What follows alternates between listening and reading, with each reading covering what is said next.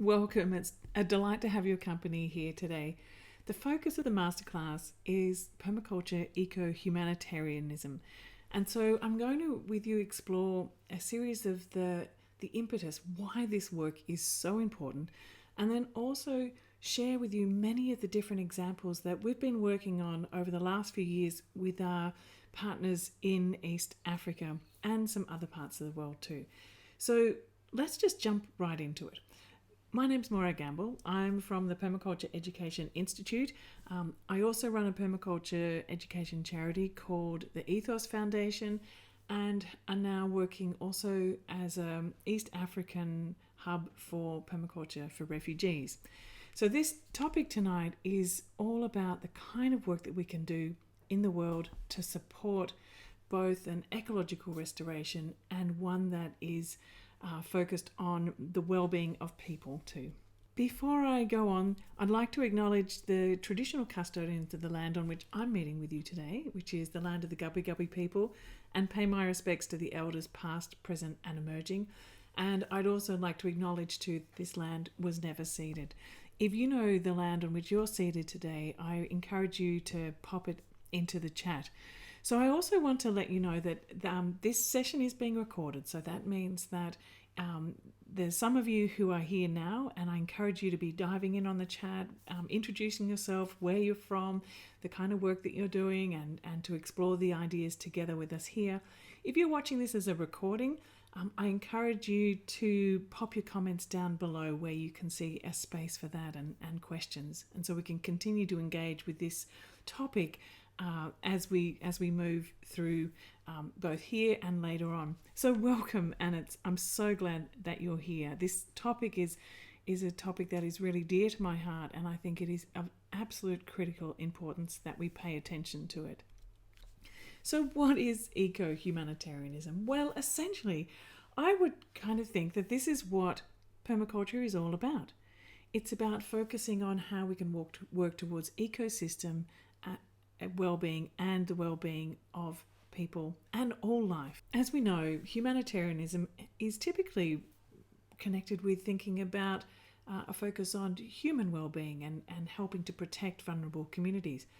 What we're looking at here is really trying to bring the conversation together to say that, well, actually, we can't focus just on the people unless we're focusing on the planet too. And we can't just focus on the planet without focusing on the people. It's bringing these things together.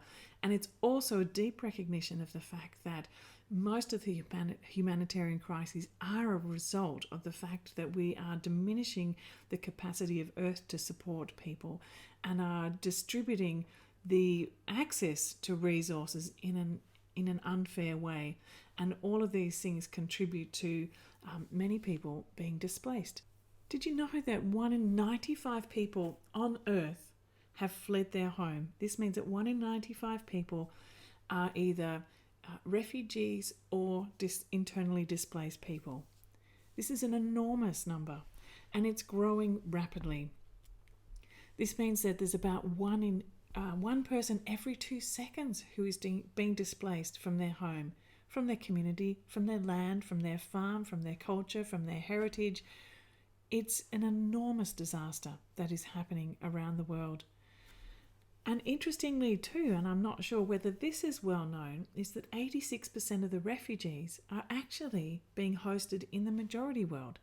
You know, we often hear about the conversations of refugees seeking refuge in places like Australia and Denmark and the United States, but actually most people who are refugees are either refugees in their own country or they're refugees hosted by neighbouring countries. So already countries that are stretched in terms of their resources and access to clean water and food and livelihood, and they're supporting now the flood of refugees that's coming out of many countries. Another distressing fact is that half of the global refugees are under 18 years old.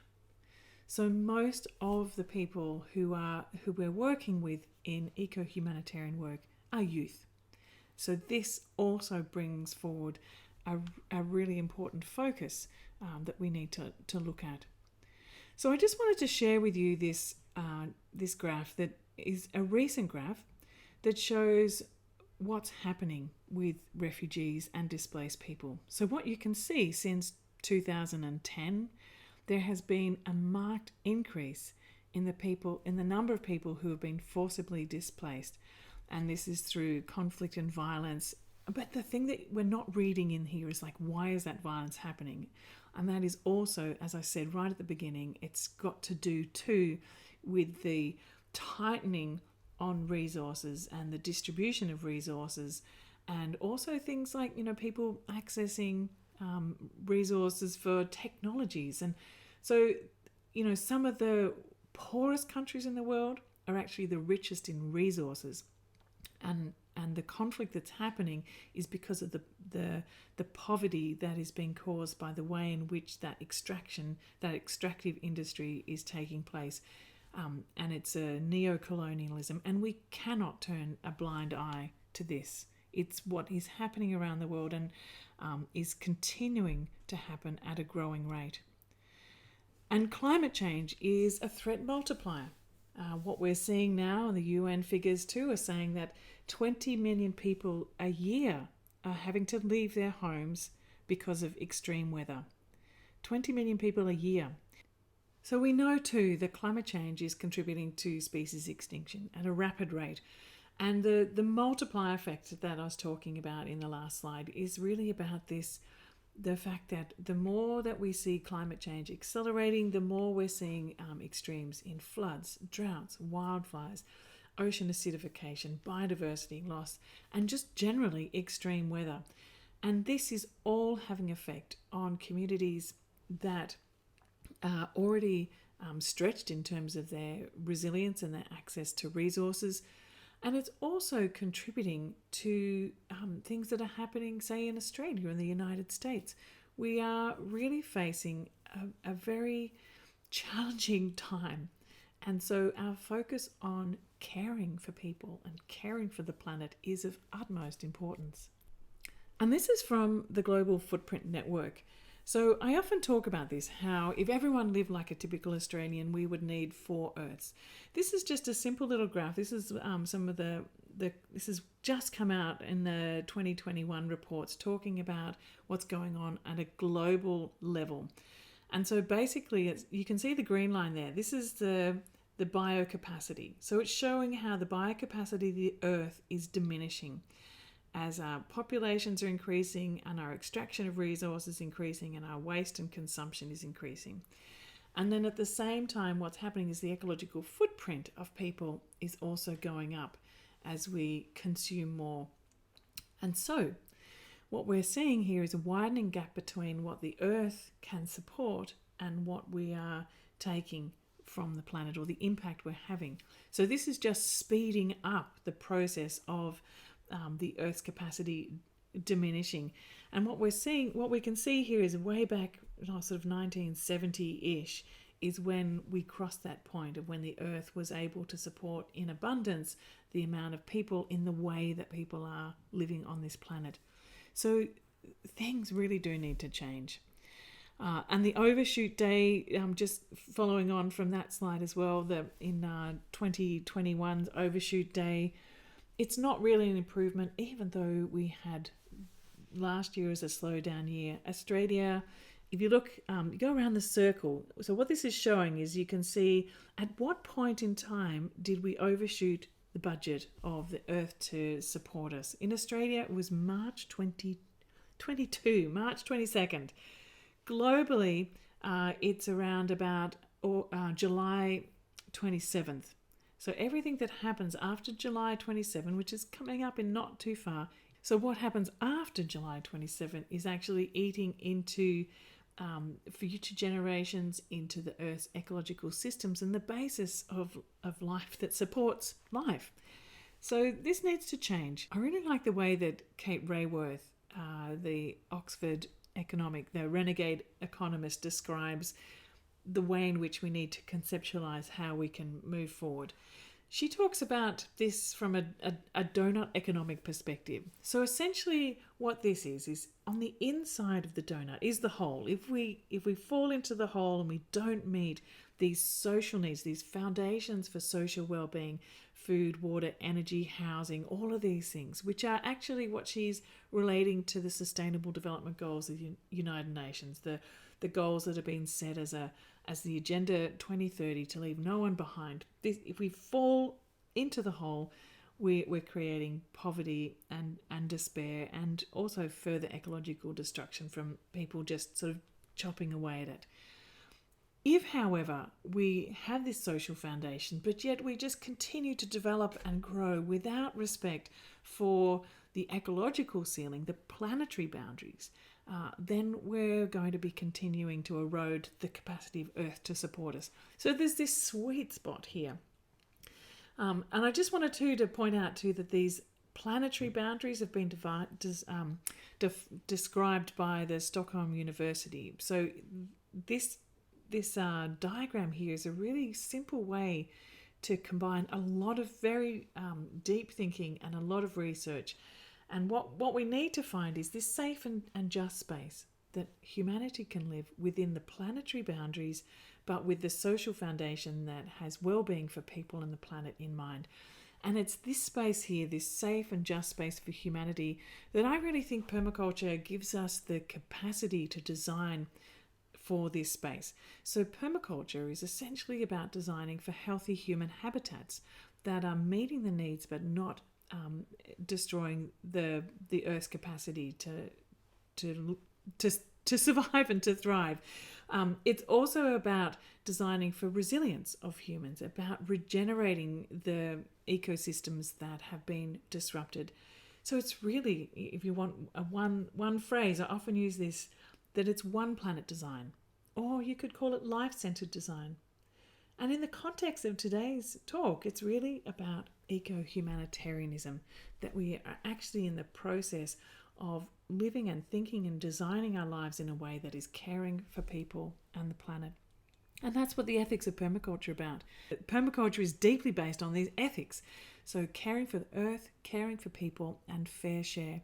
Now, I really think that the eco-humanitarian approach is very much bringing the fair share to the fore as a way of helping us to do the people care and earth care. Because unless we have the fair share, we're not actually going to get there. If we're only doing it for our own backyard and for down the street, that's really great. But unless we think about the planetary whole and caring for all life, then I think we're only ever going to be doing fragments. So we can do that, but with a concept of the whole, or as we're doing it in one spot, be contributing to how it can move forward somewhere else. So the focus on permaculture for refugees that I want to describe to you now is something that I've been working with for a number of years now. And this is something that Rosemary Morrow, who's recently received an Order of Australia Medal for the work that she's done with permaculture, and particularly in refugees and with displaced people, and what she calls like edge communities. And what she talks about is that it's really important to have permaculture, like a whole systems approach of permaculture, even if you're living in a camp, because it helps you to improve where you are, so you have access to the resources and knowledge to have more resilience. It gives you the place to build in a new place if you happen to get relocated, or also gives you the capacity to build back better if you get to go home back into a community that might have been ravaged by war and start to find a new way forward. So from all of these different perspectives, wherever you are, actually starting now by building permaculture skills is absolutely critical. And it also helps to build this sense of respect, resilience, restoration, and regeneration. And this is essentially too connected to what is the United Nations Decade on Ecosystems Restoration, which just started. So essentially what the UN is saying too is that we have 10 years to transform our world. There is the Agenda 2030, which is being called the Great Reset. This Agenda 2030 began 5 years ago and is where the Sustainable Development Goals were described. And I think I just want to put a caveat there on the Sustainable Development Goals. You know, often we see them talked about as just like, well, we're meeting this goal or this goal. Unless we're meeting all of them, we're not actually doing it. It has to be done as a whole systems approach. Otherwise, again, it's just a piecemeal, tick the box type of approach. We need to have a complete rethink of what we're doing. And as as this is talking about, a great reset. And so the definition that's actually put forward by the Agenda 2030, I think, is kind of a similar goal to permaculture when you just see it this way. So what they say is we're determined to take the bold and transformative steps which are urgently needed to shift the world into a more sustainable and resilient path. I mean, essentially, that's what permaculture is about, and it's what we need to focus on with the eco-humanitarianism. And I just wanted to show you the connection between the permaculture ethics and these sustainable development goals. So there's 17 core goals, and often you see them as a box in a little chart like this. I like to reconceptualize them in thinking about them as the kind of goals that relate to the biosphere. So we need to care for the earth. So the earth is the foundation, and once we have that too, then we can focus on caring for people and the economic system that supports that, and then the collaboration and partnerships which draw that together. But we can't just do one at a time. You know, even though we have these layers of the cake in this sort of diagram here, we need to focus on all simultaneously, as we saw before. You know, this idea that there's 10 years really to turn this around, to be able to keep the planet under 1.5 degrees warming, and really try and stem the degradation that's happening because of climate change and the forceful movement of people across the world. One of the things that's really struck me recently in the work that we've been doing with refugees is this description of permaculture as being one of the most successful peace-building projects they've ever been involved in, because it involves people working together, it involves people reimagining together, it involves people sharing resources to move together forward. It's not just about having talks to overcome issues, it's actually getting out and doing things together. And in that doing together and the restoring together, something shifts. And so I think this is an enormously powerful message to hear, to really hear. I was also recently working with Indigenous communities up in the rainforest in far north Queensland, and someone up there said, we have 2 of these and 1 of these, and we should really use them in that ratio. And so listening and hearing what it is, the feedback that we're getting from the work that's happening with permaculture in refugee communities is such a learning path. And I think it's opening my mind completely to new ways forward with permaculture. So my work with permaculture with refugees started really just a few years ago. I've been working in permaculture for, I don't really like to say, but well over a century, and been working in all around the world on 6 continents. But my work with refugees and with communities in East Africa began more recently, and it's also been involving my entire family. So I took my young children to work with me in a few years ago, and they all together achieved their permaculture design certificates with other young people, taught by local teachers, so teachers from Uganda, Kenya, Liberia. And that was a transformative time, and particularly, I think, for my children as well. And they're now stepping up as leaders within this movement too, as you'll see describing here. But I want to start with describing a number of different projects just to try and help paint the picture. Like, what does this all mean? Like, I hear you saying that. I hear that it's important. I hear the facts and figures, and it's disastrous. But what does permaculture actually look like when we take it to these communities? So I want to try and help explain some of that. So beginning with Kakuma in Kenya, which is a refugee settlement in the far northwest of Kenya. And one of the women who actually we were able to sponsor to come to do this course, the one that I just mentioned, this is Sakina. And Sakina and I talk just about every day, and we have ever since then, to help support her to work as a perma-youth teacher in her communities in Kakuma and also Calabaye, which is a neighbouring refugee settlement. So when she went back, she started working with lots of young children and had a permaculture kindy she was helping to start. And then when she saw some of the work that Maya and other young people were doing here, she thought, that's it. I need to be working at the youth level. As I mentioned, half of the world's refugees are youth. And if we're starting to look at how we can move forward, it needs to be with the youth. So since we began working on the Perma Youth programs, Sakina has trained hundreds and hundreds of Perma Youth graduates. And so each of these young people get a chance to have access to tools, to information. They get their certificates. They are part of a community garden. They work together to create local enterprises. They have a space where they can grow in the community garden, as well as get the resources to grow gardens in and around their home. So it's firstly addressing food. It's secondly addressing a livelihood, but also creating a safe space and a community of support around doing this work and learning together. So communities of practice. And even today, I woke up this morning and this was the latest group of young people who have just graduated, and they're from all different nations that have been brought together in these refugee settlements. So different religions, different backgrounds, different countries, but they're coming together and in learning together in this way, overcoming many of the different challenges that they find in the camp. So this is a really exciting moment, another celebration. Actually today there's 43 new graduates. There's a couple of groups that are being trained all simultaneously. And that's Sakina on the left there, and proud mama of another group that has just graduated.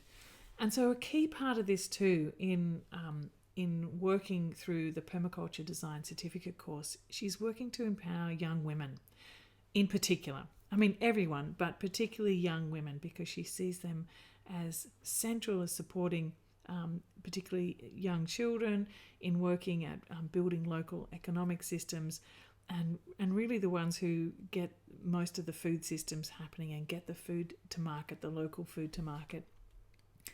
And what we're seeing too is that a new young faces in permaculture.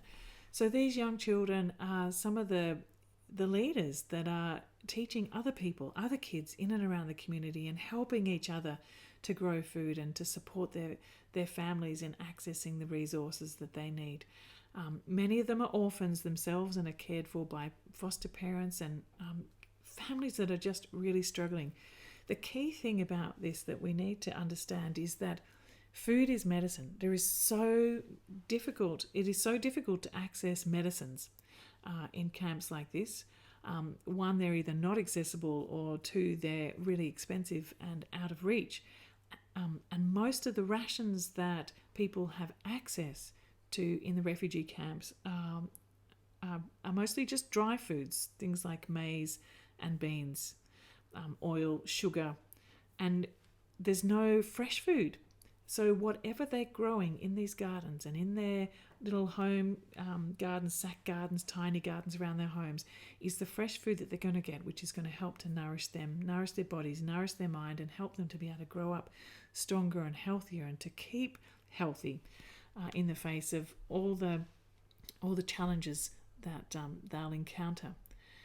And so what they're doing is they're trying to turn this desert space into gardens, just a little bit by little bit. So they begin by trying to rehydrate the landscape, and they bring organic matter in. They find things to fence it off to stop the goats and the cows coming in and eating their materials. We've actually been able, through the support of many of you actually who are listening, to support a bigger fenced area so that they can enlarge this space of the community garden. And you can see behind some of the mud bricks being formed there to build a store for the tools. So each child gets a set of tools, watering cans and tools to dig, and also some seeds that they can grow in their plots and also in their gardens at home. And what we're finding then is, after all these different groups, we need more mentors for the young people. So this was the next program that Sakina started up, which was actually teaching the parents who were coming to her and saying, "We love what you're doing with our children, but what about us? We want this knowledge as well, and we want to be able to support teaching more young people, because we see how important this is, not just for the growing food, but for their education, because during lockdown, particularly during COVID in the camps, all the schools were closed. This was actually a way that the children were able to continue to learn and go to school and be doing something productive. So they were learning eco-literacy and resilience skills and permaculture design skills and micro-enterprise skills, lots of really valuable life skills. So they're really happy also to be able to get access to tools to be able to continue their gardening. Now, a really exciting evolution of this program of the Perma-Youth is the Perma-Youth Ambassador Crew. So this is a music program that has emerged out of I'll just go back to the previous picture. You can see the young man in the middle there. That's Somali with a smile at the bottom. You can see him leaning over at the top there. So here's kind of like the leader of this group. He's a songwriter and he's a filmmaker. So what he's done is he said, look, I love permaculture, and we all do. We see how important it is, but we want to see it spread further and faster. And the way that we know that this is going to happen in the camps is if we actually do it through music. And we love music, and it makes us feel happy. So the Perma-Youth Ambassador Crew started by writing a new song for each of the Perma-Youth festivals that Maya, my daughter, was hosting with the local Perma-Youth crew here. And the Perma-Youth festivals have included people like David Holmgren, and we've had a whole lot of different people come and join them. But each time there's someone who shares music, someone who shares poetry, someone who shares a tour as well. And it's a wonderful global connection of young people. But this dedication to make a new song for each festival has made their music visible and what they're doing visible. So much so now that they've actually received funding to build a music studio and to support more young people to make music and actually inspire a global Perma-Youth music program. And this is absolutely phenomenal. So what I want to do now is actually share with you the very first song that started this whole music program with the Perma-Youth from Kakuma Refugee Settlement. See the classic is 5 Legend Factory Maker. Present Permaculture, located in Kenya, Kakuma Refugees Camp. Shackness Production. Morag, Gambe, God bless you wherever you are. Amasa, Kina, Kiriba, you are the best in this. Silabi, Sparrow, David, Sam Director. Asante kwenu vijana Permaculture community, inafaidi nguvu zenu. Tafadhali msije kutuacha, tunahitaji umoja wenu. Permaculture mmetuletea, tuna cabbage, kuna tomato, matembele, pia sombe, udongo safi unaona wili. Tunakula vyakula bora, udongo safi unaona wili. Tunakula vyakula bora kupitia Permaculture. Tuna mama Sakina, tuna Morag, Gambe, tuna mama Sakina. Asante sana kusupport Permaculture. Permaculture, we thank you. Permaculture, God bless you. Permaculture, we thank you. Permaculture, God bless you. We give you a special thanks to you, Moragambe, for your support, without forgetting Sakina Kiriba for implementing Perma-Youth in Kakuma Refugees Camp. Permaculture, we work with culture. Morag, she is our teacher. Every day we need the future. We say thanks for Permaculture. Chakula bora tunakula kila siku, tunapata afya nzuri huku. Spinach lenga lenga, sio kuku. Tunakula mchana na usiku, bado mwanzo ina uwezo. Itangazo sio vikwazo, tunafaidi cause Permaculture. Tunapata kivuno jema, tunatumia mbolea za asili na kujipatia mavuno mema. Tunatumia pia na akili na ukweli, inajenga mwili. Mboga zote, chakula chote, tunakula tukiwa wote kupitia Permaculture. Tuna mama Sakina. Permaculture, we thank you. Permaculture, God bless you. Permaculture, we thank you. Permaculture, God bless you. Chakula sio ngori, tunakula kila alfajiri. Permaculture kweli ni hatari. Kila day tunashukuru, tunasay ina uhuru. No kupoe permaculture ya faulu. Tupendane, tupatane, tusiuwale permaculture number 1. Permaculture ndana kuna chemical, ni chakula bora kwa jamii. Sisi wote lazima tukubali, wezi pata dalili ya kemikali. Shukurani kwa Mama Sakina kutupatia elimu ya permaculture. Tunatumia mbolea za asili, tunapanda mazao mbalimbali. Permaculture, we thank you. Permaculture, God bless you. Permaculture, we thank you. Permaculture, God bless you. That music, it's just phenomenal what they're doing, and I'll send a link to you in the chat below for where you can find more of their songs as well. It's absolutely wonderful. This is what's happening now. They're actually getting the bricks to bring so that they can build their studio. So it's going to be a mud brick, water collecting, solar powered music studio. And this music studio we put in an application in collaboration with the Abundant Earth Foundation to the Rex Foundation, which is actually the foundation set up by the Grateful Dead. And they were so thrilled to be able to offer them the funds to build this studio and get access to a piece of land, build their studio and get the equipment they need to kit out their own space. So this is going to be a centre where young people can come and be mentored in having a voice. And what happens when they have a voice is new opportunities arise. And we hope that through this too, that the music of permaculture will be able to spread and be communicated throughout not only this camp but more camps as well. And it's already spreading. So the Rex Foundation was so excited about this project that they said, look, normally we only fund one type of project once.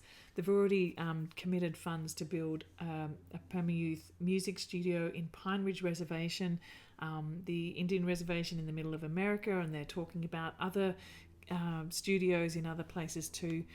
We're looking at creating an album of Perma-Youth music from around the world, and just really getting a voice for these, a platform where these young people can have a much greater voice, and that permaculture and perma-youth can also find a greater voice.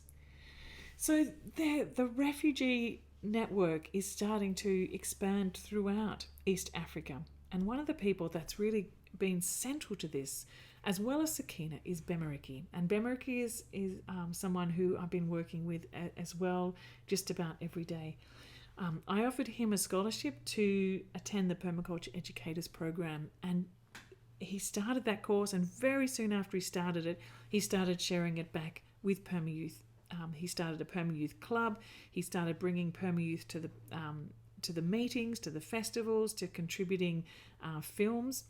So he has a YouTube channel now with so many films of like all the different things that are happening in their camps, and it's so inspiring. But the story about what Bemariki is doing is even way more inspiring than that. But he began doing work with home gardens, getting young people the access, like Sakina, to the skills, the tools, and the micro-enterprise skills to be able to set up these gardens around their home so they had access to good food, and making films about that can then be shared to other camps. And I think this has been the key of the success of the work that he's done, because people are starting to notice his work in other camps and asking for him to help. He also did an amazing service to young people throughout the lockdown of offering classes, permaculture classes, and actually the young people getting their globally recognised permaculture design certificate courses while lockdown was on and schools were closed. And this, he told me, was an incredibly important part for the mental health and well-being of young people. Not only that they were kept active, but they were kept safe. You know, a lot of young people ended up in a lot of trouble during the lockdown. There's drugs that are rife, there's violence, rapes, abuse, a whole lot of things that are just unimaginable pain that young people go through. So these programs had a whole other side, which, you know, when we talk about eco-humanitarianism, helps to bring that into perspective. So now what's going on is that Bemeriki has been asked to go and lead courses in other camps too. So what we're doing is we're sponsoring Bemeriki to travel to another refugee camp and take with him a teacher from another camp. And so what happens as he's moving around the camp, he has apprentices coming with him, or people who are able to then go back to their camp and prepare for a course, so that when Bemeriki arrives there, they're ready. They know what's going to happen. They know what the course is about. And then they get a chance to do a second course, so then they can be teachers and carry on the work in their community. And he's also now connecting all of those people too through an online network, through WhatsApp, and he's training people WhatsApp and Zoom. But this Changemakers program is a really interesting one. It's including the permaculture design course. It's looking at the thinking skills, the practical skills, and also the micro enterprise skills. So they're learning a whole range of different things, from soap making to mushroom production, that can be a really good form of income generation and start to turn things around. But this Changemakers course is about helping young people to step up as leaders in their community. And these leaders come in all shapes and sizes. There's some really young kids who are involved in this, and there's people like James, who is an extraordinary young man who we've just met recently in a refugee settlement in Orachinga, and he's an extraordinary artist and singer. So we're very excited about him starting to collaborate on posters and booklets about permaculture that can be then shared further. But as well as the classroom work and the theory work and the discussions and the connections, there is also a lot of practical work that's going on. So when the young people get together, they're learning about community composting. They're building composting systems. They're collecting resources from around their community, learning how to construct these. They're learning about seed saving and finding ways to actually make their own pots that aren't relying on plastic. So there's bamboo and there's paper. The thing about seed saving there is it's challenging because of the Green Revolution and the fact that the governments have actually made it very difficult for local people to exchange and sell local seeds, in some places illegal. So what's happening is starting to bring back some local seeds that can be saved year after year instead of having to buy them, and then also all the associated chemicals. So there's been donations of seed, there's been local networking around seeds, and then the young people are learning about how they can do this and to set up their education farm as a seed farm, so that then every time Bemeriki or someone else is going out from that farm to another community, they take with them bags of seed that then he teaches them how to do the seed saving and to set up their seed farm, so then they can take it out further. So this whole idea is that this work just keeps rippling out. So the work that we do with the Permaculture Education Institute and Ethos Foundation and PermaYouth is just kind of helping to seed this, and from there they take it and go. And also things like this, the PermaYouth, when they do festivals, what they do is they're free. Everything's in the gift economy with PermaYouth, but they ask for donations for coming along to the events. And when they raise enough money, they'll send it to Bemeriki or to Sakina, and they'll find some way to support either another class of children to go through a program or to buy resources that will help them do micro enterprises. So at one time, they bought a sewing machine. We're just about to try and find a way to get more funds, to get more sewing machines, to get this sewing collective happening to make clothes for celebrations, clothes for the garden, and clothes for school kids to go to school, and also doing repairs. And so part of this is setting up a cooperative and setting up a saving club, so that they're learning how to create resilient enterprises. And these sewing machines are the old style treadle ones. So we're going to get some electric ones if they've got solar power, but also have the treadle ones so they're not dependent on the power being on or off, which is so unreliable there. So even this, so it's extending out, from the seeds to the sewing machines, and even into filmmaking. So it's finding like Somali with his music. That was his passion. That's his gift, and that's where he shines. We're meeting young people who are shining in so many different ways. James with his artwork and his music.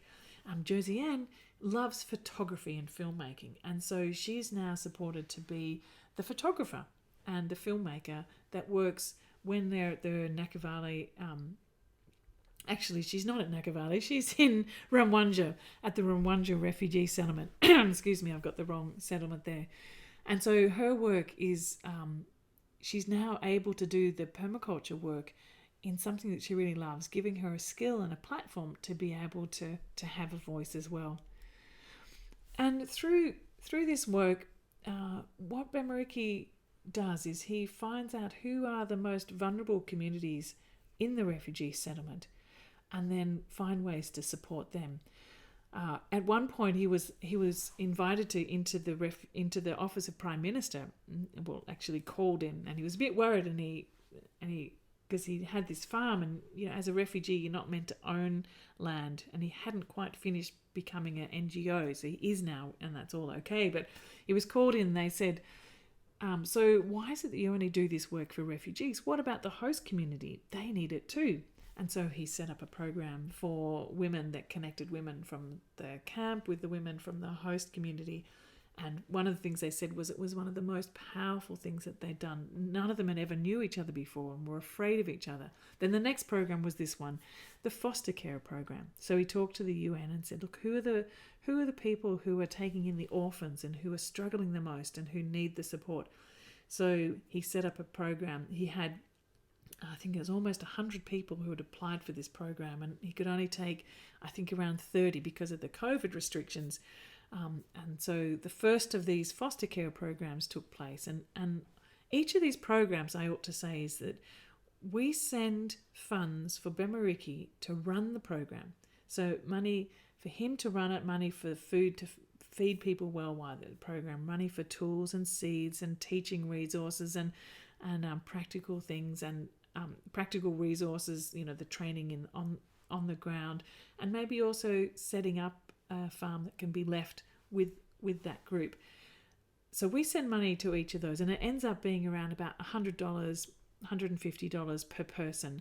And then if we add on, a bit of extra micro enterprise training, it might be around about $200 per person. And this way, Bemariki is able to have the security of knowing he can go out and he can organise all this training and offer it for free throughout the communities, and then it can ripple on. And also part of what we're doing too is at the end of each course, trying to find out a way to support the setting up, the seeding of these micro enterprise programs that they're running. So anyway, this is Esperance, and she was one of the foster carer women, an elderly woman. And through this program, they built her a new oven in her house, which is a mud oven that's a rocket stove, which takes the black smoke out of her little hut, but also means that she doesn't have to go and walk so far to collect as much wood because it's so much more efficient. So they identified who was the most needing of this support, and they built it there. Now, what's happened as a result of that is that other people have asked those young men who built it if they could get it at their place. And so now that started a micro enterprise for them. So all of these things, it's about serving people who need it the most, but then finding ways to carry on that work in a sustainable way. So the part of this too is about supporting as many people as possible to become permaculture teachers throughout East African refugee camps. Bemariki talks about, he doesn't want to have a whole lot of followers. He wants to go out and teach more leaders who can go out and do this work. And one of the people who is becoming a magnificent young leader is the PermaYouth graduate, Roland. Now, Roland is 18 years old. She's a refugee from the Democratic Republic of Congo, and she's one of the people we've been supporting to be an apprentice to Bemariki, to travel around with him to go and teach and build up her experience so that she can then go and independently feel confident to run her own programs. So part of our work and supporting too is helping her to travel and to get food and accommodation and travel and to be there as a supportive teacher. One of the things that she's doing while she's going around is she's sending back reports. So she'll make films about what's happening in the communities. She's writing up stories about people like Esperance and telling us what's going on. So she'll go and meet with them and sit with them and talk with them. So her work is absolutely magnificent. And she's also doing music now too. So there's this music collaboration that's happening with a number of different camps in Uganda. There's the Kiyaka 2 refugee settlement. Roland herself is from Nakivale refugee settlement, and then Bimariki, who's helped to coordinate these, is from Ramwanja. So I want to share with you the song that is from Roland's music.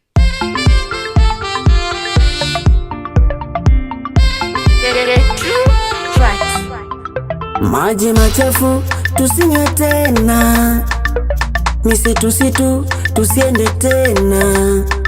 Permaculture imeleta njia fupi kwa kurahisisha maisha, kama vile kutengeneza makala na mengi tumeyajua. Permaculture imetufundisha tukipanda mboga tusiweke kemikali, afya zetu ziwe sawa, mboga tusiweke dawa, mazingira yawe sawa, salama. Angalia watoto wa tamtam wanatumia mboga tamtam, pia maji masafi tamtam, afya zao ni nzuri tamtam. Thank you Permaculture kuleta mambo mapya hapa kwetu Chaka, tunawashukuru. We say thank you Permaculture, we say thank you. God bless you Permaculture, we love you. You've made our life so easy. Now we're doing pure wood. We using the comedy charcoal. Vegetables our food. Aye. Millions of lives are endangered because of the waste that we produce every day. Hundreds of children are dying of cholera brought by these wastes. But we get a clean environment, care for our nature by reusing and recycling all the waste into new materials. We clean our towns, villages and homes, and we make life cooler every day because of permaculture.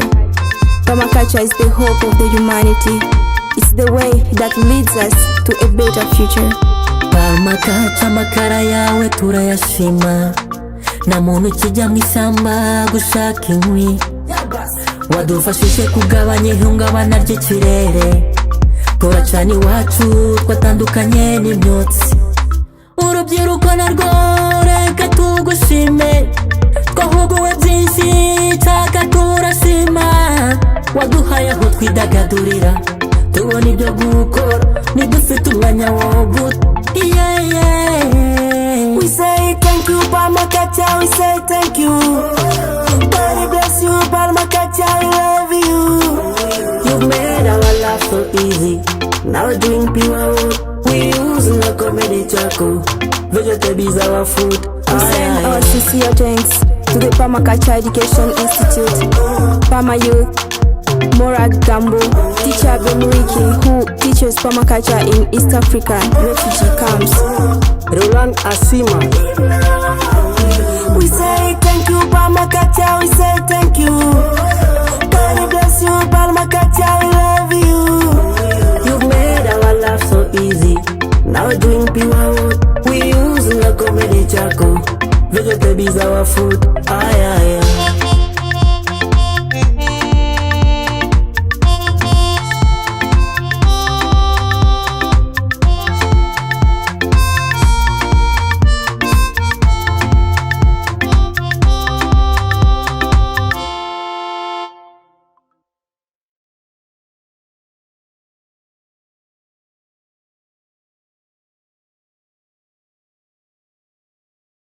So it's fantastic, isn't it? I mean, it's just extraordinary, the kind of things that are coming out from the settlements and the quality of this. And with just a little bit of extra support, what amazing things they could do. Also, what Roland is doing is she's starting to write. She has a passion for writing. So we're now trying to find ways to support her to get these little books printed. So she's writing up books. She's finding local illustrators to tell permaculture stories that can be shared with young people to get the knowledge. So in this little book that she's written, a PDF, you can see, she's talking about all the different things that are how to start a kitchen garden. And then she's going to hand those out and go and read them in communities and get them translated into local languages as well. So outside of the refugee settlements is one of the programs that was one of the original programs that Ethos Foundation was supporting in East Africa. And this is the Women's Farm. It was actually one of the programs that we were able to visit when we were there pre-COVID. And so Jane, who's standing next to me, is the leader of this women's self-help group. And she coordinates women from around her region to come together to find ways to help each other. And one of the main things that we were able to do last year was for them to buy a piece of land that is their community farm. And then on this farm, they're growing food for their families and growing food to sell, which is then enabling them to be able to send their children to school and to buy medicines that they need. They're also going out, and we've just sent some funds so they can travel to a few other farms to go and see what's happening with permaculture in their region and bring back that knowledge.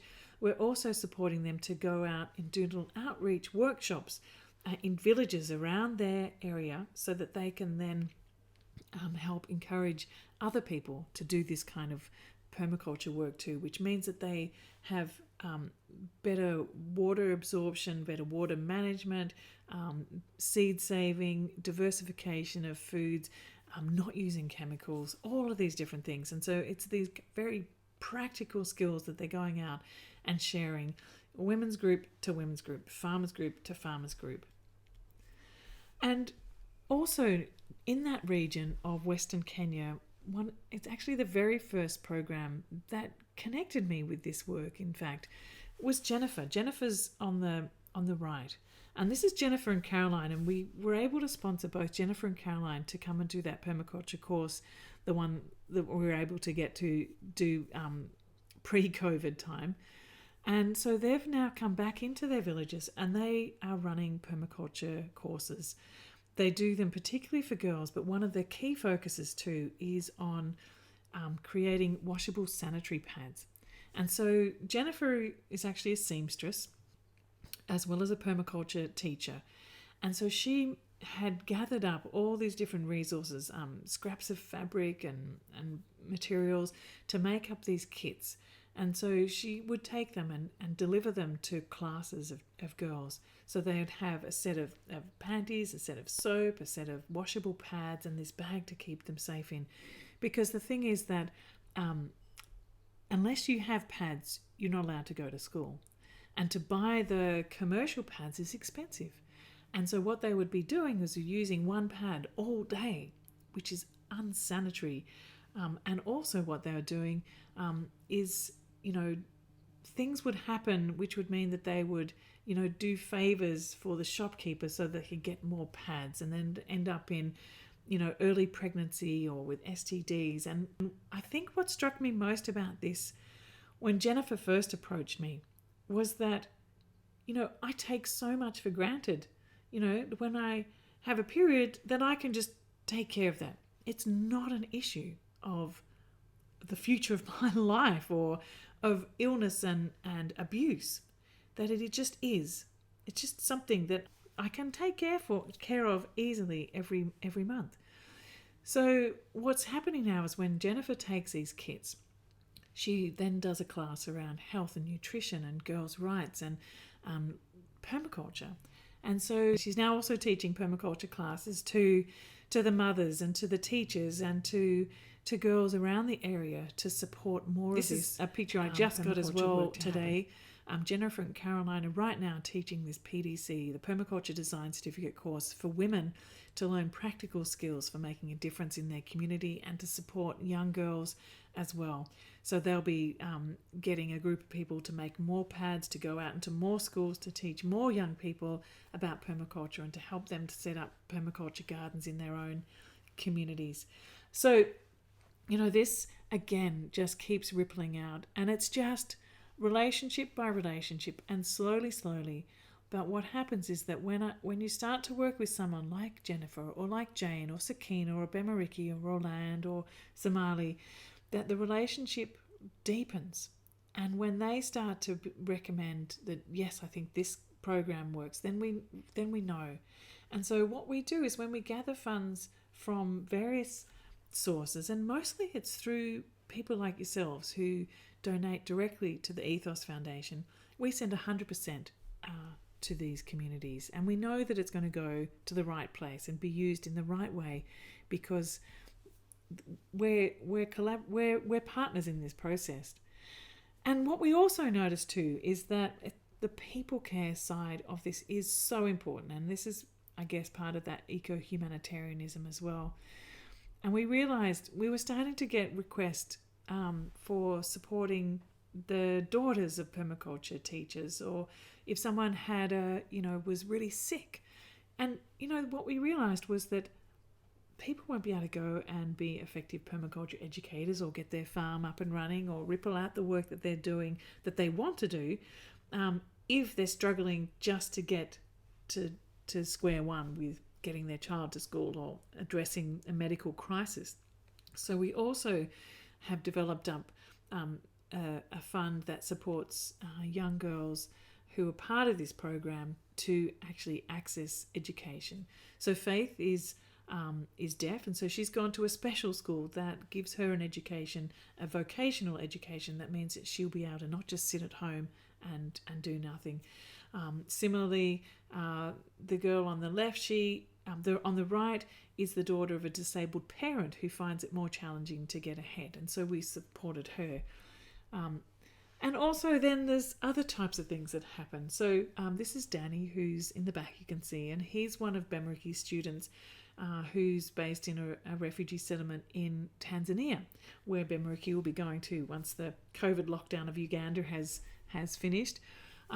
And so he has perma-youth clubs starting to form that are meeting up regularly to do permaculture classes. And one of the things he identified was that it needs to be more sport and recreation and fun. And so he asked me whether I would support getting a perma-youth girls soccer team. And I thought it was just such a fabulous idea. And so they went and got themselves some jerseys and a soccer ball, and now they have their team and they're going out and starting to do soccer training and soccer games in the region. So, permaculture is not just the garden, it's so many other things as well. And really it's helping to address this reality. I mean, this is what life is like in the refugee settlement. It's the transformation that needs to take place is profound. And this work that we're doing is only just scratching the surface. And what we're hoping is that each one of those young people who gets fired up by this permaculture training has the capacity to go and fire up more people, who then go and fire up more people. So we are at this point where the perma-youth and the permaculture programs are rapidly expanding, and we're really needing a lot more support. And each time the perma-youth festival comes around, there's people from around the world who come and join in, who get to share and present and hear and exchange, and young people from all around are getting to talk with young people from all around. And it's just extraordinary. We had one last night, actually, and Artist's family joined us. This is the one when Rosemary Morrow joined us, as well as one of the first songs from the refugee settlements and stories from Bemariki's Perma-Youth, and Sierra Robinson, who's a young TEDx speaker and Earth Guardian permaculture advocate, as well as the local Perma-Youth team from here in Australia. And so they get on and they chat by Zoom, and you can see there's Somali with a big smile on, sitting next to Costa and Tommy from North Uganda, who won the Youth in Permaculture, one of the Youth in Permaculture prizes. And actually, the Perma-Youth did win one of the Youth in Permaculture prizes too, which is extraordinary, and have just been shortlisted for the Lush Spring Prize. And, people support Perma-Youth in so many different ways. Some people are donating funds through the festivals. Other people, like Billy, who is Eve Eve Ballard, who is in this picture below Somali there. She's a resident slam poet. This is her older sister who struggles with a number of disabilities. And when she was younger, to stop her, she was picking because she had like busy hands. Her mum taught her how to crochet. And so she crochets these beautiful blankets and then has donated a number of them to the Perma Youth to raffle off. And it's helped to raise, thousands of dollars, which we've sent to the refugee settlements. We've just finished raffling off one, which is amazingly, Chris Carroll from the Perma Fund won this. And, I think that's so wonderful because she's done so much volunteer work for the Perma Fund for a very long time. So Billy's kind of a model of people, I think, who are saying, well, it doesn't matter who you are or what your challenges are, that you can actually make a difference with the skills that you have. And I just want to say a huge thanks and shout out to Billy because she's just so extraordinary and she's had an enormously tough year this year. So there's also many emerging Perma Youth programs that are happening too. And one of these, we've just come back from the rainforest communities up in far north Queensland, where there's an emergent group forming at the local primary school, connecting the elders from the Jumbung community with that local school. So we're kind of just slowly taking steps with that. And there are new groups forming all around the world. So in the Americas, in the Philippines, in Europe, UK, very, very many places throughout Africa and Australia. And so if you'd like to find out ways to get started, you can check out permayouth.org. And so this is an ongoing communication that we're having with Perma Youth and elders in communities in many parts of the world. And it's an exciting work that's happening, and it really does need more people who are able to jump in and apply a permaculture lens in a whole systems way to humanitarian work as eco-humanitarianism. And I really do encourage, as I said before, to listen, but also to speak up loudly and to act on this knowledge, not just to hold it and know it, but to act on this and to share this knowledge, but also to share what you have as a capacity to do something, like what Billy is able to do. She shares her blankets to be able to raise funds. So I encourage you to learn as much as you can about this situation of what's going on, to contribute what you can to support the work that's happening, whether that be through sponsoring or donations or collaborations. Maybe the work that you do, you might be able to tithe 1%, 10% to this kind of work. In my work, I've decided that I'm tithing 50% of the work that I do to supporting the work, eco-humanitarianism work. And actually, it's probably a lot more than that, but that's kind of what I've declared to do. And so whatever you're capable of doing, whether it be in the gift economy, by donating funds, and really what I've realised, particularly with the refugee settlements, it's not so much sending stuff, it's sending them the resources, meaning money, to be able to access the things they need there, to be able to get on and do the things, and not to go in and take over and determine what's happening. It's really just having a leg up to be able to get started. And when we think about when we're getting a community garden started, say in Australia, for example, we often apply for a grant to get the money, to get the tools and the seeds, and it's the same thing. But there are no grant agencies there to easily access money to do permaculture work. That's where it comes down to organisations like the Ethos Foundation. So we get requests from many different parts. But what I'm trying to encourage people to do is to talk either through, say, Bemariki or Sakina. And so we have this relational approach, which means that we build in trust and connectivity and community of practice. And that once some of the funds have been spent and a program has been developed, they stay connected. And so the work that Bemariki is doing now is he's actually running online courses, as I said before, so that all the programs from Kitgum, Ramwancha, Kiaka in the city in Wakiso, across to Sakina, they're all talking. And this is essential because they all hold parts of the knowledge, and together they become more visible, and also are able to then feel like they're, when we're talking with different groups outside, that there's something quite profound that's happening here, and a recognition that it does need support. So we've got so many collaborations. I don't think necessarily we have, I've managed to list them all here, but so the key thing is that with the Permaculture Education Institute, we offer scholarships to people in refugee settlements so that they can get the basis of the information of the in-depth permaculture education training. So if they have access to English and a computer, and sometimes we're able to support them with that, if there's someone who has that capacity, we then encourage them to teach other people in their local language. And so that's where the Ethos Foundation and the Perm Youth come in to actually run these programs and ripple them out. And so we've collaborated with the International Bateson Institute, with Nora Bateson and Warm Data, with Realliance, Permaculture Magazine, Permaculture Australia, the Perma Fund, Leaf Global Arts, and the Abundant Earth Foundation and Rex Foundation have been collaborating with the music studios. Lush Spring Prize were shortlisted, so fingers crossed for that. Club of Rome is connected with the International Bateson Institute and the Warm Data and the programs happening there. And of course, becoming a hub for permaculture for refugees, which is the organisation led by Rosemary Morrow and cohorts.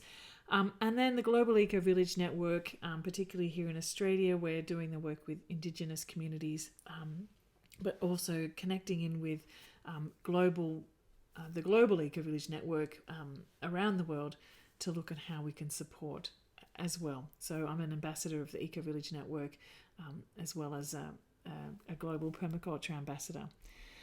So as I mentioned, 100% of donations that anyone sends to this work, when I receive them, they only touch the bottom of the bank account for a very short period of time before they are sent straight back off across to a project that needs it. I have always got at least 20 projects on my desk that I often feel quite anxious that I don't have the funds to support. So if you're able to support, like $10, $50, $100, $1,000, $10,000, it doesn't matter what scale, we can take that and send 100% and make sure that it goes to the community at the scale that's needed, and do amazing work with this. So we are a registered charity. We don't have deductible gift status yet. I'm hoping to work towards that. And I do encourage people to think about not just a one-off donation, even though we welcome anything, but perhaps, you could make this a monthly donation. We know that when we have the monthly donations, we can guarantee that, yes, I can plan ahead. Yes, I can say yes to a project because I know I've got some money coming in. I can just keep it flowing. So if that is something that's possible to you, I absolutely honour and thank you for that. And if you can't, also, I'm just glad that you're here and listening to this, and maybe there's someone that you can tell about the work that we're doing, so that who may have the capacity to do this. And if you're someone who's watching this who is in a refugee settlement and who is desperately wanting to get on board with this, please get in touch with me. I would love to hear from you. And know that this is a long-term relationship that we form, and it's something that is really based on the trust and mutual respect and communication flow, so that we can really know that we have this sort of partnership approach, and that seems to, for me, it makes this all work. And also, if you can't donate money, but you can donate time in terms of writing up the stories that come in, or sharing on social media the types of stories to then help get more support, or helping being someone who can design and keep a website updated. There are so many things that we need in terms of the wish list of supporters. So yeah, please get in touch if this has at all moved you to step forward and act. So the key thing that I think that's a foundation of all of this is myceliating the network of education for educators. And so this has all come really from this foundation of the Permaculture Educators Program, people who have the capacity and the skills to understand what this is about and how to share it forward. So I welcome you to join this network. There is a course that I run. It's called the Permaculture Educators Program, which combines a permaculture design certificate course, a permaculture teacher certificate course, and also some business modules. And throughout that too, it's a self-paced course that you can start anytime and take as long as you need. There's no expiry dates or due dates. And like I said, there's many people who are part of this program from all around the world, 6 continents.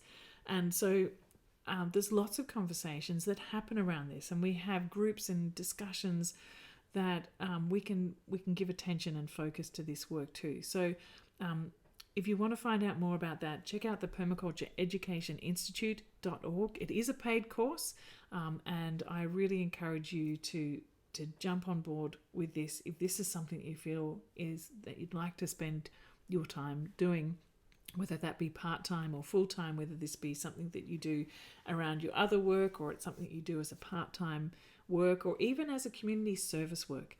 You know, the skills that we get and the connections that we make inside this course and this community of practice are life-changing, transformative, and totally uplifting. You know, I wake up every day with a beautiful smile on my face because of, you know, overnight all this news of wonderful new programs and work and ideas that I get from people everywhere. You know, it doesn't matter whether they're in New York or Geneva or Rwanda refugee settlement. The work that people are doing through this is just absolutely astounding. So thank you for being here and for listening. These again are the links. So there's the Permaculture Education Institute.org. There's Our Permaculture Life, which is where you'll find my YouTube and my blog, podcast, and also a practical permaculture course, which is actually all these kind of modules. The Ethos Foundation, where there's a portal to donate, which is the ethosfoundation.org.au. The website is currently in process of being updated, so please excuse me if it doesn't look the most professional that you would expect. As I said, I do need some volunteers to help with that. And then there's also the Perma Youth. So if you have young people who you would like to get involved in this that you know of, I encourage you to let them know about this program too. It's not a program as like something you can go and deliver at a school. It's actually a community of young people learning together. So they come in and they say, oh, I'd like to learn about this, and they'll find the information and then share it. And so it's a really self-directed learning community. They are working on developing up some resources and some posters and a little online course as well. But it's not something to just have delivered. It's about being an active participant and engaging in this process of positive and practical change, and in a meaningful way. And as you can see, you know, the Perma Youth, so, you know, they're like between 11 to 15, the main group that have been involved in driving this, have been responsible for profound change and profound support for communities around the world. And, you know, all of the people who've become involved in that have contributed to that, enriched the lives of everybody. So again, thank you so much for being here today. I'm going to stick around. If you're watching this live, I'm going to stick around now, and feel free to ask questions. I'll see if I can pop in some more links in the chat as well for you. My email to get in touch is morag@permacultureeducationinstitute.org, and I welcome you to email me. And please, you know, join the Permaculture Education Institute, support the Ethos Foundation, and get your young people involved in Perma Youth. Thank you so much for being here today. It's been my pleasure to have your company. Take care.